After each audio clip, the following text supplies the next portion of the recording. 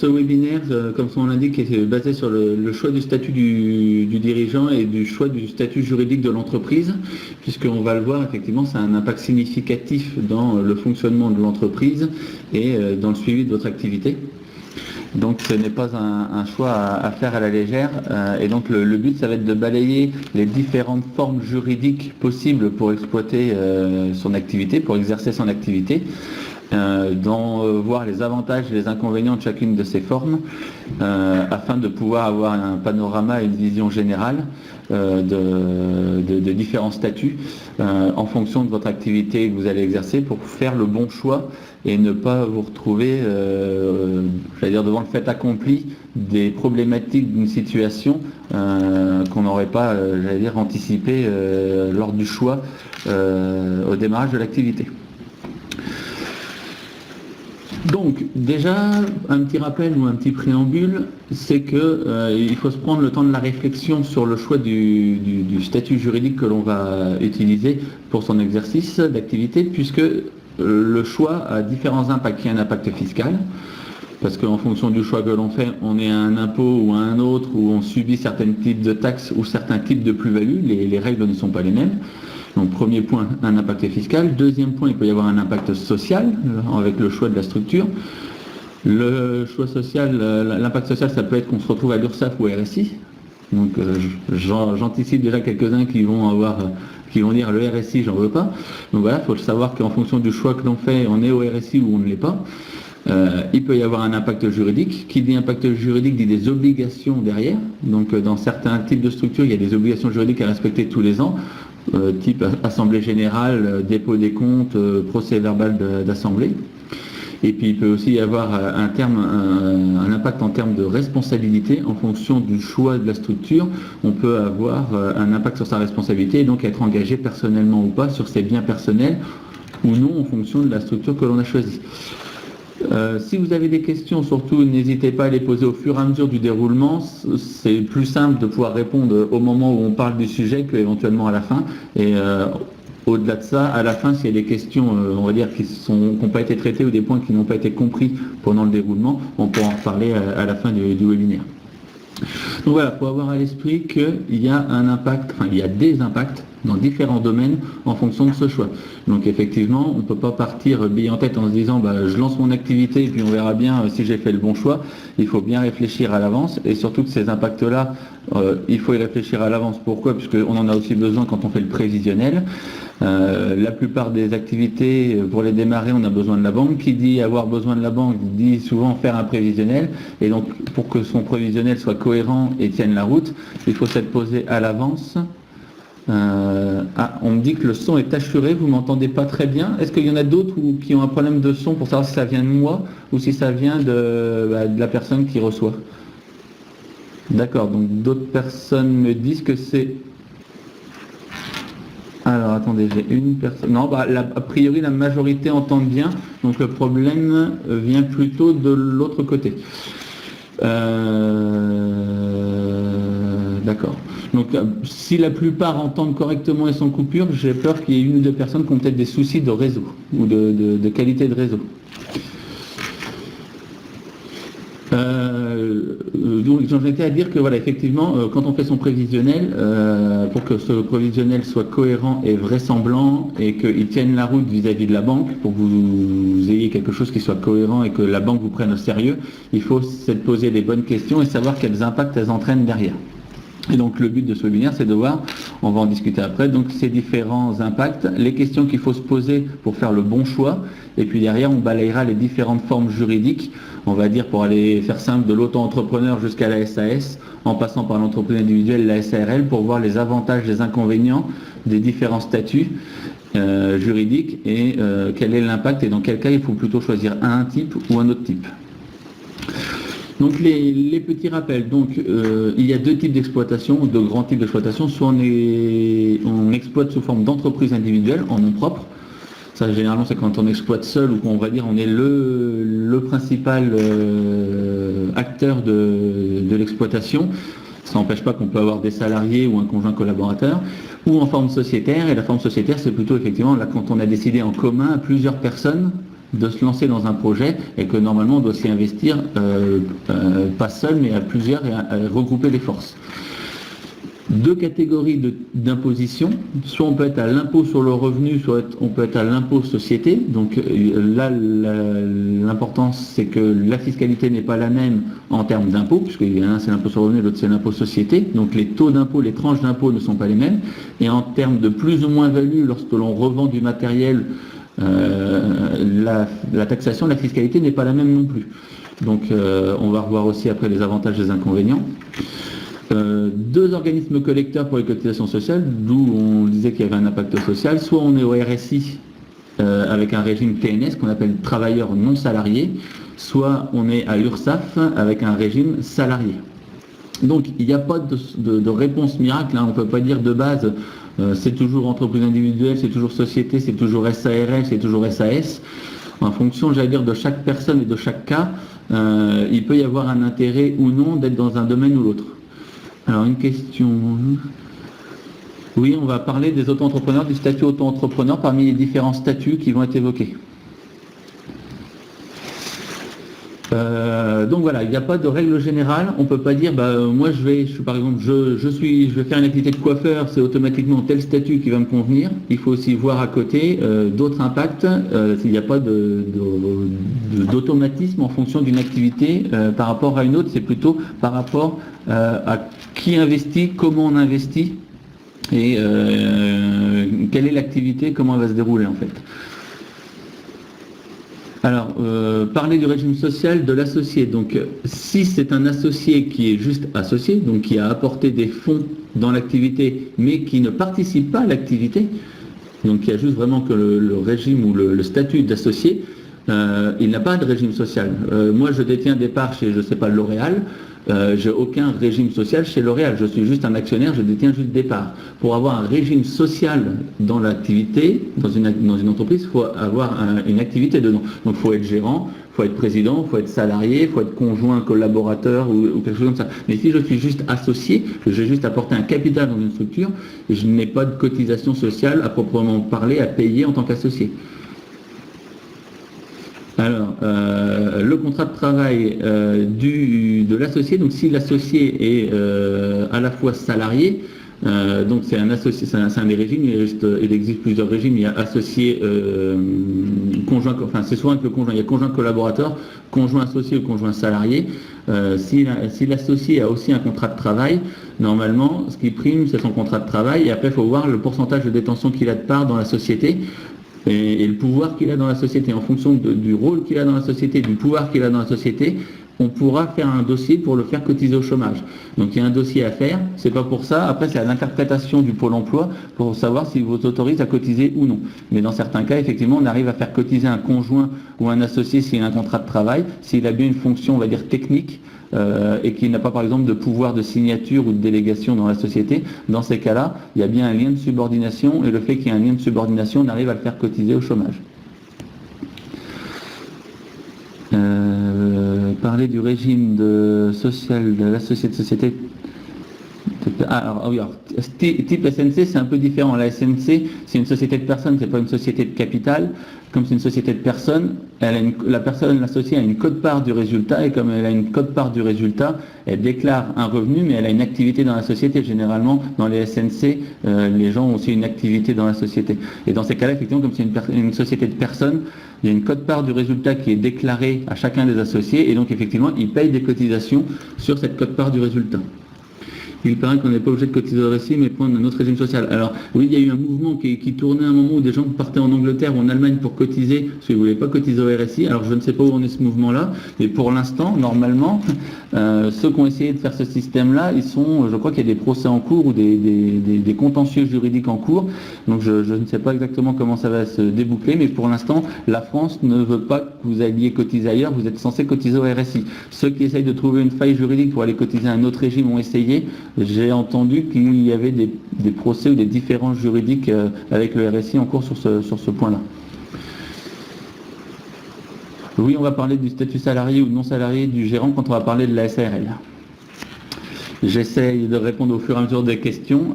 Si vous en avez d'autres, on va voir après avec les différents statuts. N'hésitez pas à reposer la question si je l'aborde pas ou j'oublie de l'aborder quand on passe sur les différents régimes que l'on va voir. Donc, ce n'est pas une décision à prendre à la légère et il n'y a pas de solution miracle de base pour tout le monde. C'est ce qu'il faut garder à l'esprit. Donc, il faut bien se poser les questions à chaque fois, à chaque cas. Donc, les questions à se poser, c'est déjà, première question, est-ce que je vais être seul ou à plusieurs? C'est déjà, forcément, ça met tout de suite un premier choix à faire entre entreprise individuelle et société. Si on doit travailler à plusieurs, forcément, on est plusieurs dans le projet, on est obligé d'être à plusieurs, ça sera une forme sociétaire. Activité est-elle à risque de dette ou s'il n'y a pas de risque de dette? Si j'ai une activité qui risque de générer des dettes, j'ai peur pour mon patrimoine personnel, je vais me dire si je veux protéger mon patrimoine personnel, il faut que je fasse plutôt une forme sociétaire pour pouvoir protéger mon patrimoine personnel, qu'on ne vienne pas me le prendre si j'ai des dettes. Si j'ai une activité qui ne génère pas de dettes, par exemple une activité de prestation de service où en fait les seules dettes que je peux éventuellement avoir, c'est mes dettes de cotisation sociale au RSI, il n'y a pas un gros risque, on peut partir sur des types d'entreprises individuelles. Donc la question c'est se poser, est-ce que dans mon activité, si un jour ça ne va pas bien, je risque d'avoir des grosses dettes, genre un gros emprunt pour avoir financé un stock ou pour avoir financé beaucoup de matériel, et que dans ces cas-là, j'ai un risque d'avoir des dettes qui me suivent. Le PowerPoint est téléchargeable normalement à partir du webinaire, pour ceux qui demandent s'il est possible d'avoir le PowerPoint. La protection du patrimoine, donc c'est ce que je commençais à évoquer. Si on est propriétaire ou locataire, si on est propriétaire, bien sûr, on a des choses à protéger, donc on va vouloir plus de sécurité. Si on est locataire, on a moins de choses à protéger. Bien que ce qui décriait beaucoup l'entreprise individuelle jusqu'à maintenant, c'était le risque pour la résidence principale. Il faut savoir qu'avant, déjà depuis quelques années, il y a l'acte d'insaisissabilité qui avait été instauré, qui permettait de protéger la maison. Et maintenant, depuis la loi Macron, il n'y a même plus besoin normalement de protéger sa résidence principale. Elle est protégée de fait. L'autre question, c'est est-ce qu'il va y avoir besoin de faire appel à des partenaires? S'il y a besoin de faire appel à des partenaires, effectivement, dans certains cas, c'est plus simple où ça fait plus crédible d'avoir une forme sociétaire qu'une entreprise individuelle. Donc voilà, c'est tout un tas de questions qu'il faut se poser pour pouvoir avoir une réponse après. On va voir sur les différents choix qui sont possibles. La question du financement, est-ce que je vais financer un gros actif non amortissable? Je prends l'exemple, je dois créer une activité dans laquelle je dois racheter la clientèle. Si la clientèle, donc c'est un fonds de commerce, vaut 150 000 euros, un fonds de commerce ne s'amortit pas. Donc ça veut dire que tous les ans, je vais rembourser un emprunt de 150 000 euros dans laquelle je n'aurai pas de charge dans mon bilan. Donc ce qui veut dire que je risque de sortir des résultats importants. Donc en entreprise individuelle ou en impôt sur le revenu, on peut se retrouver avec des impôts importants à payer alors qu'on n'a pas l'argent disponible puisqu'on rembourse l'emprunt. Donc si on a un gros actif non amortissable à financer par la banque, il faudrait peut-être plutôt prévoir un système sous forme impôt-société afin de n'être imposé que sur les sommes que l'on prend réellement dans l'entreprise et pas sur les sommes du résultat de l'entreprise. La question à se poser aussi, c'est si on bénéficie de l'AR, de l'ACRE ou de l'ARS. Donc on a fait un petit rappel en dessous. L'AR, c'est l'allocation de retour à l'emploi. L'ARS, c'est en fait vos droits à chômage, touchés sous forme de capital. Et puis l'ACRE, c'est l'exonération de vos cotisations sociales pendant 12 mois. Attention, petit rappel sur l'ACRE. Il y a beaucoup de gens donc, qui se disent, pour ne pas payer de cotisation la première année ou très peu de cotisation, je vais choisir l'ACRE. Alors attention, si vous ne cotisez pas de base, si vous ne cotisez pas à l'ACRE, enfin si vous choisissez l'ACRE et que vous ne faites pas d'option particulière, vous êtes exonéré de toutes les cotisations, qui veut dire de toutes les cotisations, dit aussi exonération pour la retraite, ce qui veut dire que pendant 12 mois, vous ne cotisez pas à la retraite, ce qui veut dire que vous perdez 4 trimestres. Donc il faut garder à l'esprit que si vous prenez l'ACRE de base, vous n'allez pas cotiser, vous n'allez pas payer, mais du coup vous allez avoir un trou de 4 trimestres. Alors ça peut être grave ou pas grave, après ça dépend aussi si on croit en la retraite ou si on n'y croit pas. Et puis ce qu'il faut aussi avoir à l'esprit, c'est que dans l'option ACRE, on peut aussi choisir d'être ACRE, mais pas sur la totalité des cotisations et de cotiser quand même pour la retraite. Par contre, c'est une option, donc il faut penser à cocher, entre guillemets, l'exo partiel de l'ACRE et continuer et demander à cotiser quand même sur la retraite. Les autres questions à se poser, c'est sur sa fiscalité aussi, si on est marié ou non. Forcément, si on est célibataire sans enfant, à l'impôt sur le revenu, on n'a qu'une part, donc si on fait des gros résultats, ça peut avoir un gros impact si on a l'impôt sur le revenu. Si je suis marié avec 4 enfants, dans mon impôt sur le revenu, j'ai plusieurs parts, donc éventuellement, des fois, dans certains cas, l'impôt sur le revenu peut être une solution en se disant, je payerai moins d'impôts, parce que par exemple, je ne suis peut-être pas imposable à l'impôt sur le revenu, parce que voilà, je suis marié avec 4 enfants, alors que si j'étais à l'impôt société, je pourrais me retrouver à payer de l'impôt à 15 ou 33%, alors qu'à l'impôt sur le revenu, je pourrais ne pas être imposable, par exemple. Avec ou sans enfant en charge, donc c'est ce que je disais. Est-ce qu'il y a d'autres revenus dans le foyer? Pareil, si je suis un contribuable avec des gros revenus fonciers à côté, si j'ajoute mes revenus fonciers plus mon activité professionnelle, je peux me retrouver dans les tranches d'imposition à 40-45%. Donc dans ces cas-là, on va avoir tendance à se dire, je préfère peut-être payer l'impôt société à 33% plutôt que de payer de l'impôt sur le revenu à 45%. Donc voilà, en fonction de s'il y a d'autres revenus dans le foyer fiscal. Et quel est le niveau de prélèvement prévu? Quand on fait son prévisionnel, on estime en fonction de l'activité quels sont les fruits que je vais pouvoir retirer de mon activité. Et en fonction du fruit qu'on peut retirer de son activité, par rapport au volume, on peut aussi se poser la question du choix de l'impôt. Le compte courant d'associé est-il possible dans toutes les formules? Alors là, on va le voir, le compte courant d'associé, il faut être en forme sociétaire. Si vous êtes en entreprise individuelle, on ne parle pas de compte courant. L'impôt société égale revenu. Alors voilà, l'impôt société, c'est l'impôt que l'on paye. Alors voilà, la société dégage un résultat. Sur ce résultat-là, elle paye son propre impôt. Donc l'impôt société, on va dire 15% ou 33% après quand on ne respecte pas les règles. Enfin, il y a des seuils. Et de l'autre côté, vous payerez votre impôt sur le revenu sur l'argent que vous avez réellement pris. Par contre, si vous êtes dans une entreprise, une société à l'impôt sur le revenu, c'est directement le résultat de l'entreprise qui va sur votre impôt sur le revenu. La société n'a pas son impôt à payer. Et donc vous payez sur le résultat de l'entreprise.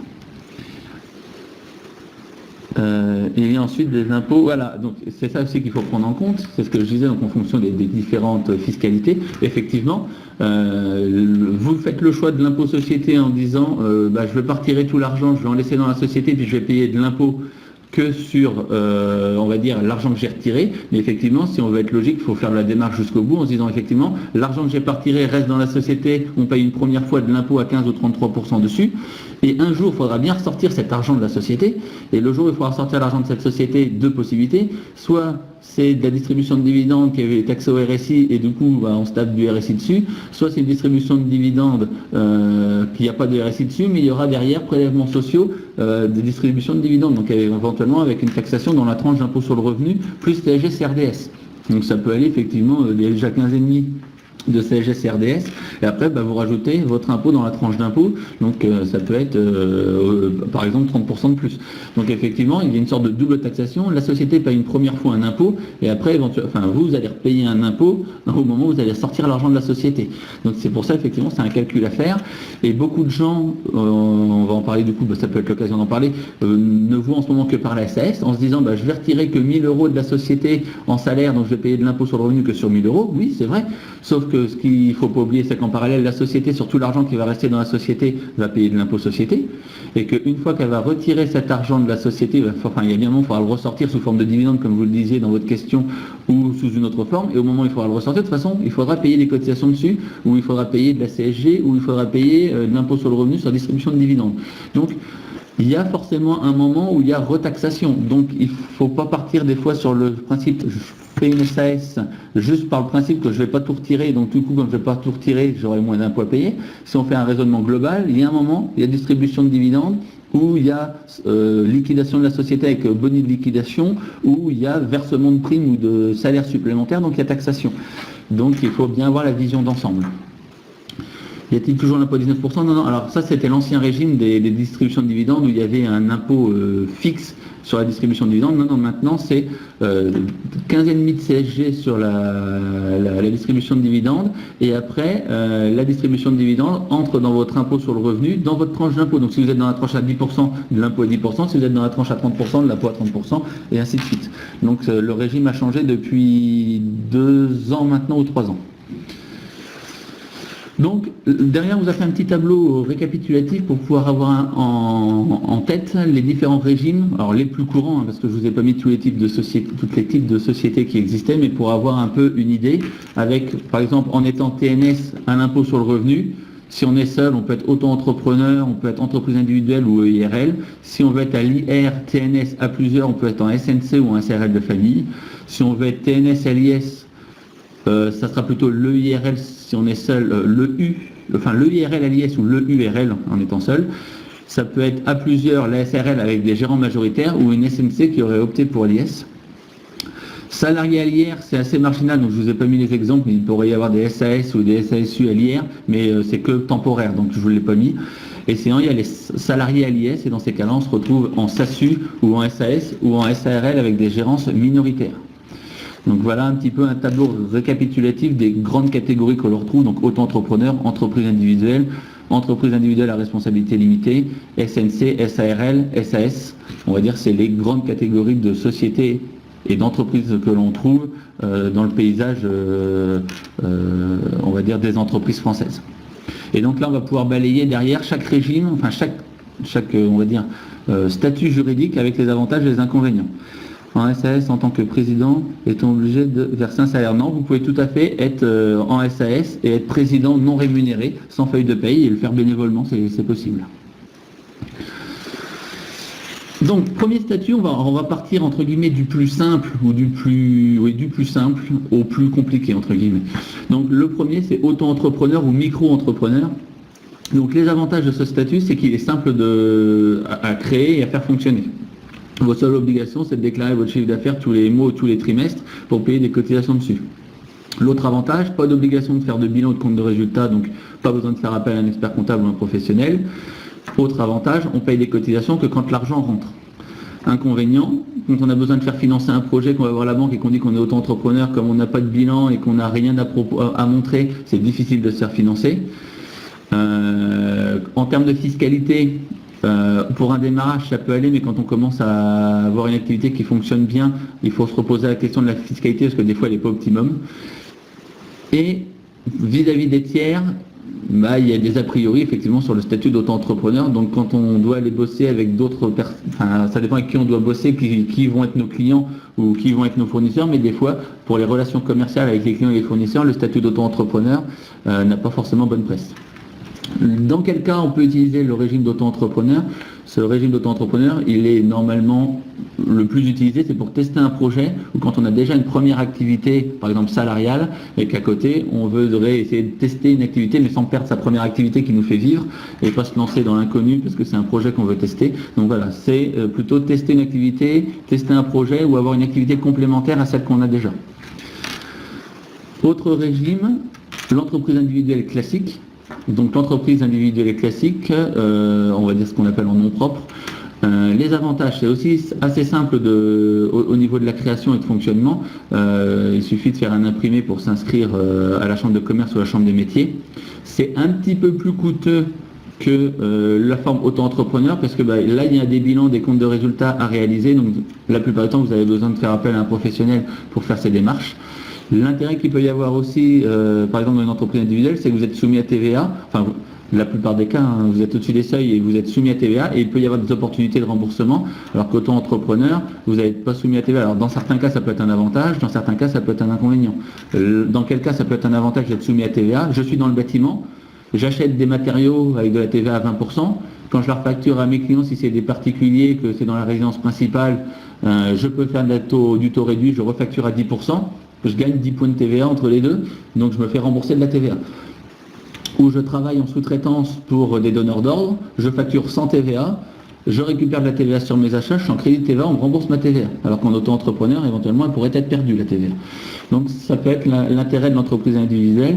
Les inconvénients, donc, c'est qu'effectivement, les cotisations sociales sont payées sur le résultat de l'entreprise. Donc en fonction de comment est l'activité, on peut se retrouver à avoir un petit peu plus ou un petit peu moins de cotisations qu'en auto-entrepreneur. Il y a un risque de confusion de patrimoine professionnel et personnel, de confondre on va dire ce qu'on gagne, ce qui est perso et ce qui est pro. Et on est obligatoirement à l'impôt sur le revenu dans cette société-là, dans cette entreprise-là, puisque c'est pas une société, on est obligatoirement à l'impôt sur le revenu. Donc après, attention, en fonction du résultat que l'on ressort et en fonction des autres revenus qu'on a dans notre foyer fiscal, est-ce que d'être à l'impôt sur le revenu, c'est bien le type d'impôt qui correspond le mieux à votre situation?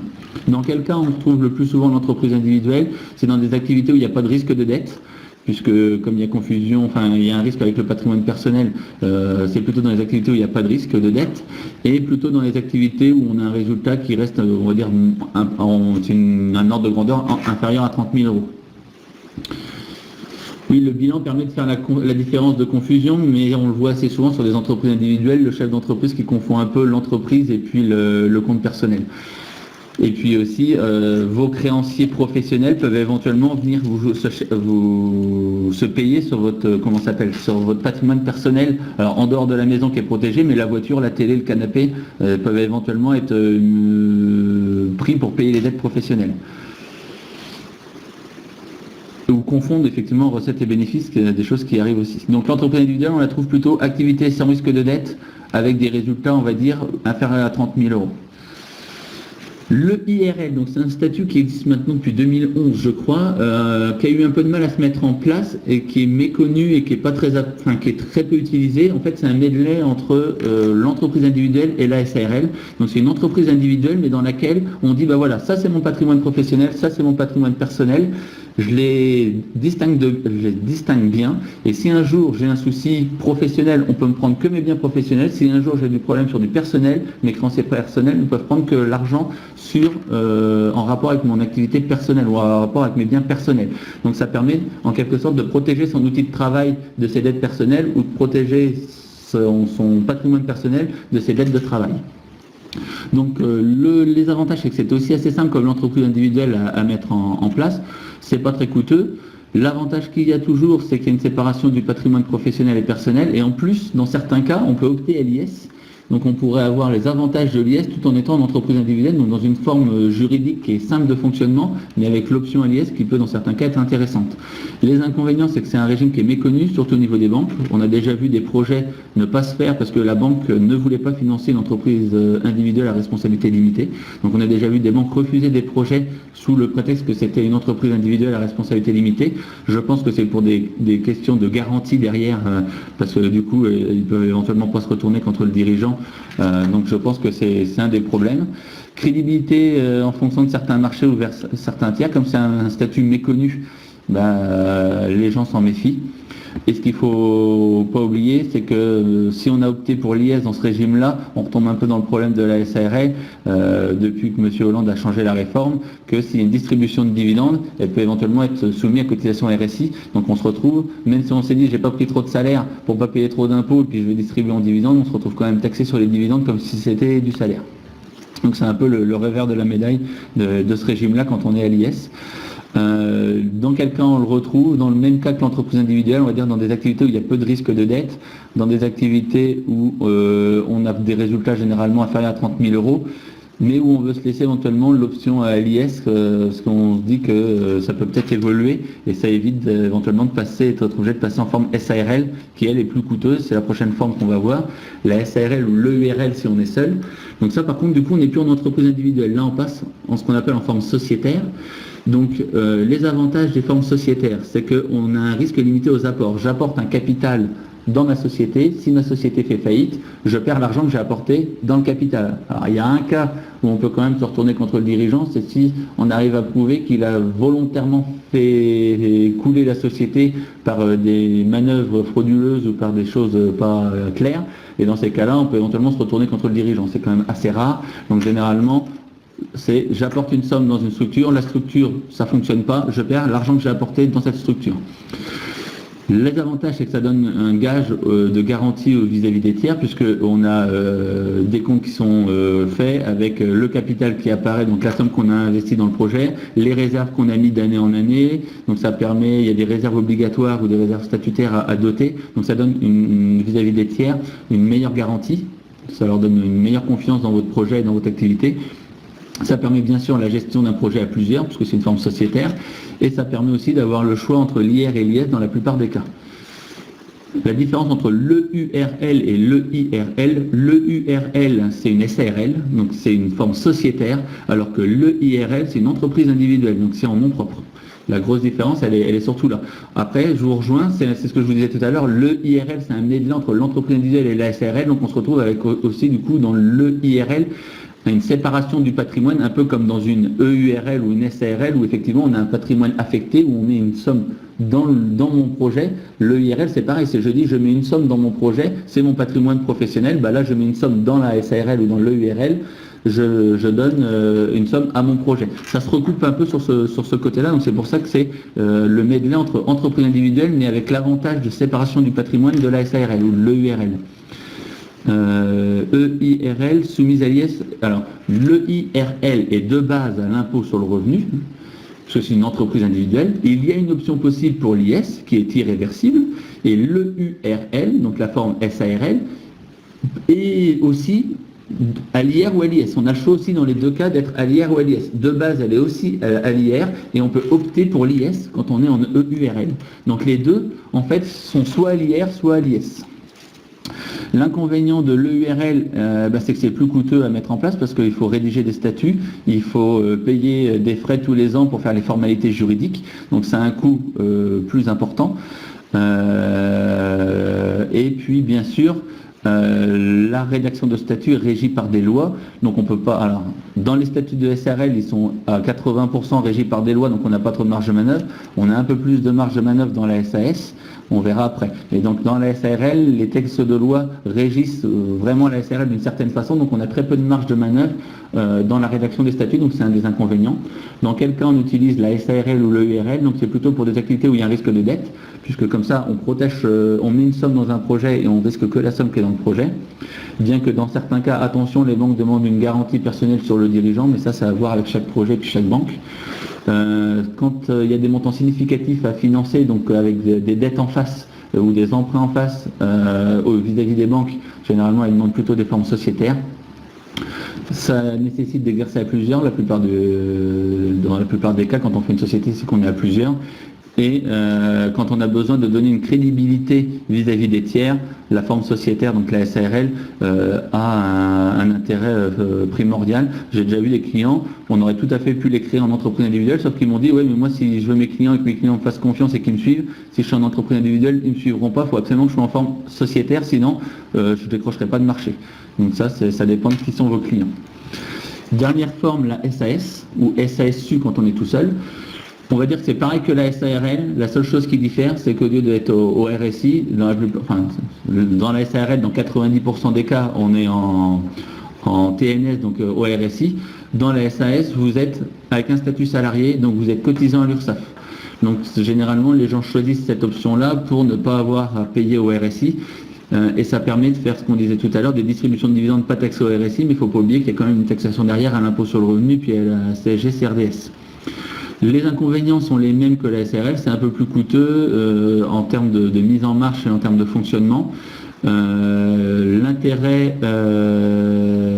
souvent, c'est que les gens ne veulent pas être au RSI, puisque le RSI a une mauvaise pub. Par contre, ce qu'il ne faut pas perdre de vue, c'est que généralement, le statut salarié en SAS coûte plus cher que le statut gérant, dirigeant au RSI. Le RSI coûte moins cher que le statut salarié parce qu'à un moment, le RSI, quand on arrive vers 30 et quelques mille euros, il y a des plafonds, il y a des effets de seuil et de plafonds, alors qu'en régime salarié, c'est un taux qu'on applique sur une base. Donc, quand on arrive sur des revenus un peu, on va dire, quand on commence à dépasser les 30 000 euros, le statut salarié commence à coûter plus cher que le régime TNS au RSI. Quel est le coût? Il n'y a pas de réponse là, j'allais dire, globalement le coût au RSI c'est 45% quand on arrive vers les plafonds de 30 et quelques mille euros, après ça descend. Alors que salarié dans une SAS, le président il est cadre supérieur dans la SAS, il a tranche A, tranche B, tranche C éventuellement, et en fait en fonction du taux de la tranche A, la tranche B, la tranche C, en fonction des conventions collectives et en fonction des domaines d'activité, le taux au global peut revenir, ça peut coûter plus cher.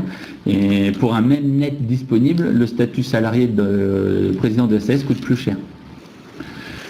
Peut-on passer de salarié à non salarié? Dans une SAS, non, vous êtes forcément salarié. Dans une SARL, si vous êtes salarié, pour devenir non salarié, il faudrait être majoritaire. Parce qu'en fait, dans une SARL, si les gérants sont minoritaires, vous êtes salarié, les gérants sont salariés. Si les gérants sont majoritaires, dans ces cas-là, on est TNS.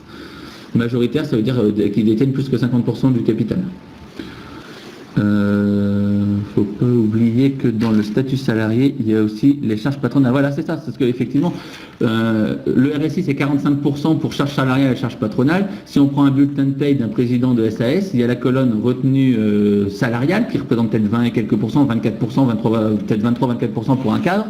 Mais à côté, il y a 30 et quelques pourcents de cotisation patronale. Donc si on fait le total des deux, on est plutôt vers 50%, alors qu'au RSI, on serait plutôt sur 40% en plus, et après, plutôt à 10 ans, plus on monte dans les revenus.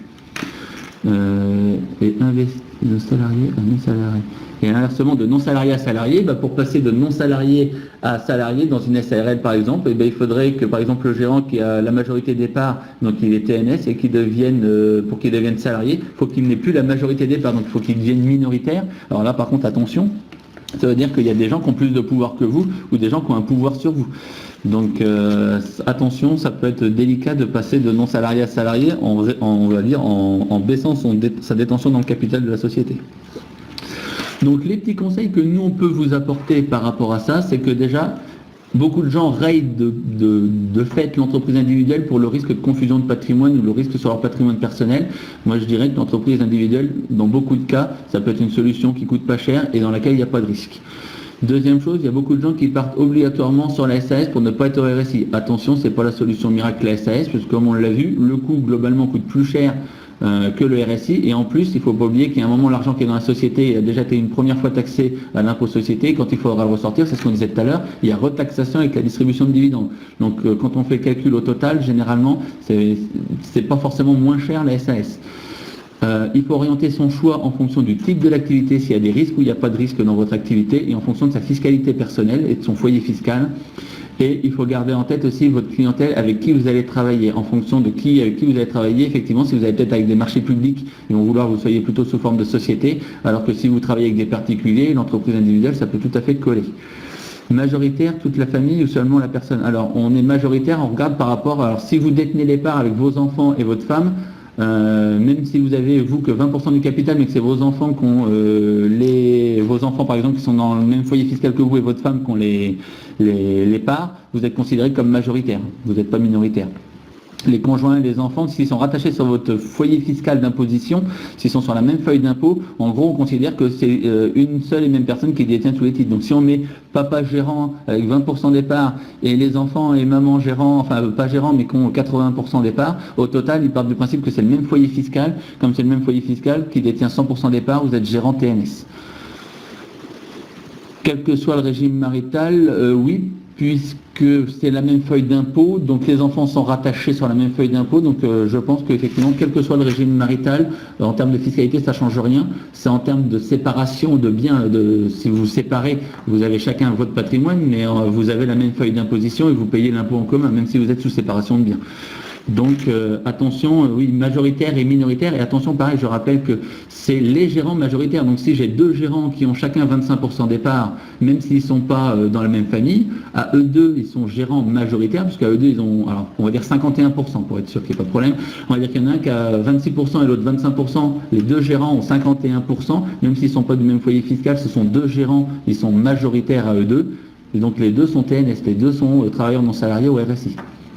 L'URSSAF peut nous retoquer si on ne peut pas justifier un minimum subvention. Exactement, c'est ça. En fait, ce qui permet, on va dire, de pouvoir cotiser, alors le problème est souvent là. Le but, c'est d'essayer de son conjoint, la plupart du temps, d'essayer de le faire cotiser au chômage. C'est un peu le but ultime de se dire comme ça, si la société ou l'entreprise capote, au moins il y en a un des deux qui a le droit au chômage. Pour qu'un conjoint puisse avoir le droit à chômage et le faire cotiser au chômage, en gros, globalement, il faut qu'il ait aucun pouvoir dans la société, il faut que ça soit un salarié comme un salarié lambda. Et si vous arrivez à prouver dans votre dossier au Pôle emploi que votre conjoint, généralement, est un salarié lambda comme les autres, qui a une fonction technique, mais qu'il n'a aucun pouvoir de direction dans la société, dans ces cas-là, vous arrivez à le faire cotiser au chômage, mais il faut qu'il ait aucun pouvoir dans l'entreprise ou dans la société. Et c'est dans ces cas-là, effectivement, quand est-ce qu'on est retoqué sur des cotisations chômage, qu'on a fait cotiser à son conjoint et que ça ne marche pas, quand on n'arrive pas à prouver le lien de subordination qu'il peut y avoir. On en arrive à la fin du support, on a légèrement débordé, il y a eu quelques questions, donc, mais c'est bien, ça a permis de pouvoir échanger sur plusieurs statuts, sur plusieurs questions qui reviennent. C'est le moment si vous avez d'autres questions. Quel statut pour l'importation en Union européenne? On en revient à la question que vous disiez tout à l'heure, tout dépend, est-ce que vous avez beaucoup de choses à financer ou pas? Quelle dépend de votre fiscalité personnelle? Est-ce que vous êtes marié, pas marié, propriétaire, pas propriétaire? Est-ce que vous avez d'autres revenus que ceux que vous allez avoir dans cette activité d'importation? Il n'y a pas réel, je vous disais, il n'y a pas de règle générale. Et il n'y a que du cas par cas. Et il faut se reposer les questions qu'on a vues et voir les impacts en termes de fiscalité, en termes de cotisation sociale, en termes de responsabilité derrière. Une activité de consulting, j'allais dire, tout dépend le volume de l'activité. Si c'est une activité annexe où il n'y a pas des gros volumes, auto-entrepreneur, ça pourrait très bien coller puisque vous allez payer des cotisations sur votre chiffre d'affaires, mais vous avez très peu de charges en face. C'est une activité où on a très peu de charges. Alors que si vous partez sur une activité plutôt comme entrepreneur individuel ou SARL, où on va partir du chiffre d'affaires sur lequel on va déduire les charges pour payer les cotisations sur ce qui reste, dans une activité de coaching où on n'a que peut-être des frais de déplacement, quelques frais comme ça, on a très peu de charges à déduire. Donc si on a très peu de charges à déduire, on va se retrouver avec un gros résultat. Qui dit gros résultat, dit éventuellement beaucoup d'IS à payer et dit beaucoup peut-être d'impôts sociétés, d'impôts sur le revenu à payer ou de prélèvements de gérance à payer. Donc le statut auto-entrepreneur peut peut-être coller si vous ne dépassez pas les seuils. Tout dépend le volume d'activité que vous allez faire. Comment télécharger la présentation? Normalement, vous devez avoir en haut ou autour de votre écran un endroit où on peut télécharger le support. Et de toute façon, la vidéo est revisionnable pendant 7 jours en replay sur le site. Les statuts qui existent pour une société qui est étrangère qui veut s'implanter en France, les mêmes que quelqu'un qui est français et qui veut ouvrir une société, enfin une activité en France, vous avez le droit au même choix. J'allais dire globalement quand même, quand un étranger veut s'installer en France, il part plutôt sur des formes sociétaires. Donc on retrouvera plutôt une forme EURL, SARL, SAS, SASU. La plupart du temps, puisqu'ils ont déjà leur impôt sur le revenu dans leur pays, donc généralement, ils préfèrent plutôt monter une forme sociétaire dans le pays dans lequel ils vont investir. Le gérant est étranger, oui, mais même si le gérant est étranger, il payera des cotisations en France puisqu'il aura un revenu en France. Avec une activité qui se passe en France, lui il sera en France et il viendra en France. Donc s'il est en France et qu'il est sur le territoire français, il aura son foyer fiscal en France et il paiera des cotisations et de l'impôt en France. Au moment désiré, peut-on vous contacter pour vous présenter un projet en conseil? Vous pouvez tout à fait nous contacter. Donc il y a notre adresse mail qui est contact@contalis.fr. Éventuellement vous nous appelez, vous nous envoyez des documents sur cette adresse mail et on vous recontacte pour discuter de votre projet et voir si nous on peut vous accompagner sur différentes étapes de votre projet.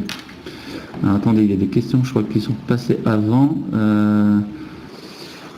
Vous voulez vous présenter. Mais si un seul gérant salarié est majoritaire, départ aux enfants de plus de 18 ans non rattachés au foyer fiscal, c'est crédible.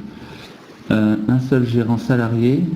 Oui, alors si vous êtes le papa, que vous êtes gérant, que vous avez que 20% d'épargne, que vos enfants sont majeurs et qu'ils ont 80% d'épargne et qu'ils ne sont pas rattachés à votre foyer fiscal, oui, vous êtes gérant minoritaire et donc dans ces cas-là, vous pouvez ne pas être au RSI, enfin vous n'êtes pas au RSI et vous êtes un salarié, vous êtes gérant et vous avez un statut salarié. Si c'était bien ça le sens de la question par rapport avec les enfants majeurs et la détention du capital. Donc c'est quelque chose qui peut tenir la route comme idée. Un statut pour un e-bureau, pareil, on en revient avec la question avec l'import-export, celle-là, il faut voir en fonction des questions qu'on s'est posées, quel est le statut qui serait le plus approprié. Pour une activité de consulting, au-delà des seuils d'auto, le statut SAS est donc intéressant. Tout dépend du résultat. Si vous dépassez les seuils d'auto-entrepreneur, vous avez une activité de consulting, donc on va avoir beaucoup de chiffre d'affaires, très peu de charges, donc un très gros résultat. Si vous prenez la totalité du résultat sous forme de salaire, vaut mieux être en SARL parce que ça vous coûtera moins cher avec le RSI. Si par contre effectivement vous ne prenez pas tout l'argent dans la société, que vous en prenez qu'une partie, que vous laissez tout le reste dans la société, le statut SAS peut peut-être être plus intéressant. Mais si vous retirez l'intégralité du résultat sous forme de salaire, vaut mieux partir sur une forme SARL et payer le RSI directement dessus, ça vous coûtera moins cher. Même pour l'URSSAF, là j'ai pas suivi. C'était en rapport avec la crédibilité, oui, par rapport à l'URSSAF et 18 ans. Oui, normalement, ça peut coller. Hein. Si c'est deux foyers fiscaux différents et que la personne qui détient l'épargne, elle est bien du coup minoritaire, Normalement, ça pose pas de problème au niveau de l'URSSAF pour être salarié, pour pouvoir cotiser. Alors attention, le gérant ne cotisera pas à l'URSSAF, enfin au chômage, si c'est plutôt au chômage la question. Il sera salarié, il cotisera à l'URSSAF. Par contre, si c'est au niveau du chômage, le gérant ne cotisera pas au chômage. Un gérant ou un président ne cotisera jamais au chômage, puisqu'il a des fonctions de responsabilité dans la société et que c'est lui qui engage la société. C'est de son fait s'il y a un problème, il ne cotisera pas au chômage. Le lien de subordination qui me tracasse. Le lien de subordination, si un gérant minoritaire, il a un lien de subordination avec l'Assemblée Générale qui peut le révoquer à n'importe quel moment, parce que comme il est minoritaire, il n'a pas les pouvoirs pour nommer le gérant, donc c'est-à-dire qu'à n'importe quel moment, il peut être démis de ses fonctions de gérant, donc il a bien un lien de subordination vis-à-vis de l'Assemblée Générale qui l'a élu. Et qui peut le révoquer du jour au lendemain. Donc il y a bien un lien de subordination. Par contre, le souci, c'est qu'il arrivera quand même, à mon avis, le dossier aura du mal à passer quand même au niveau du Pôle emploi. En tant que gérant, il y a 95% de chances que même s'il y a un lien de subordination avec l'Assemblée Générale, il ne cotisera pas au chômage. Donc il sera un régime salarié, ça c'est sûr, puisqu'il sera bien minoritaire. Il cotisera à l'URSSAF en tant que salarié, mais en tant que chômage, c'est quasiment sûr qu'il n'arrivera pas à faire passer son dossier pour cotiser au chômage, en tout cas. Voilà, on en arrive au terme. On a bien dépassé du coup avec les questions, mais je pense que c'était important de pouvoir échanger sur ces problématiques-là, parce que c'est important au niveau fiscalité et cotisation sociale. On reste à votre disposition. Vous pouvez nous contacter via notre adresse mail ou passer sur notre site pour avoir plus d'informations sur nos prestations. On se rejoint bientôt pour un nouveau webinaire dont les dates seront mises à jour sur notre chaîne, que je vous invite aussi à suivre via Webikeo. Bonne journée à tous, au revoir.